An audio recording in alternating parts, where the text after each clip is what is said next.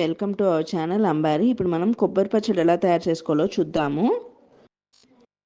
ఇలా స్పూన్తో కట్ చేసుకోండి కొత్తగా పెళ్ళైన వాళ్ళు. నేనైతే కత్తితోనే కట్ చేసేసాను, ఊరికే మీకు చూపించడానికి అట్లా చేశాను. ముక్కలన్నీ పక్కన పెట్టుకుందాము. ఇప్పుడు ఇది మిక్సీలో పట్టేసుకుందాము. మిక్సీ కొంచెం విప్పులో పెట్టుకొని వేసుకోండి, ఇలా పొడి పొడిలాడుతూ వస్తుంది. ఇప్పుడు దీన్ని పక్కన పెట్టుకొని కావాల్సిన తిరగమాత వేసేసుకుందాము.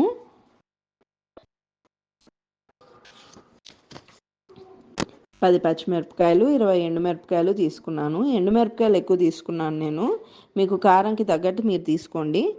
కడాయిలో నూనె పోసి ఇప్పుడు మినప్పప్పు, ఆవాలు, మెంతులు,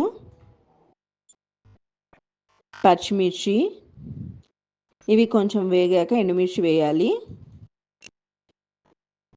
ఇప్పుడు ఎండుమిర్చి కూడా వేసేయాలి.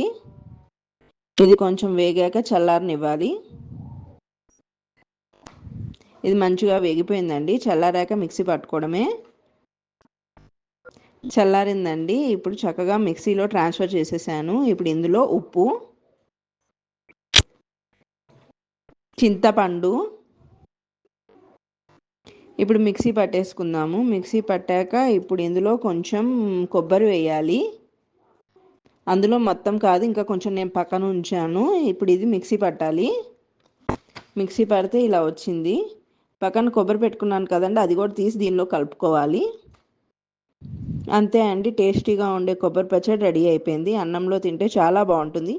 Do like, share and subscribe to my channel. Thank you.